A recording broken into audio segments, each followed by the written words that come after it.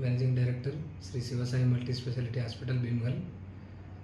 ఈ నెల 27న ఆదివారం రోజున భీమ్గల్ మండలం పూరన్పేట గ్రామంలో ఉచిత మెగా వైద్య శిబిరాన్ని నిర్వహిస్తున్నాము. ఉదయం 8 గంటల నుండి మధ్యాహ్నం 12 గంటల వరకు ఈ క్యాంప్ ఉంటుంది. ఈ క్యాంపులో షుగరు, బీపీ, ఉచిత మందుల పంపిణీ ఉంటుంది.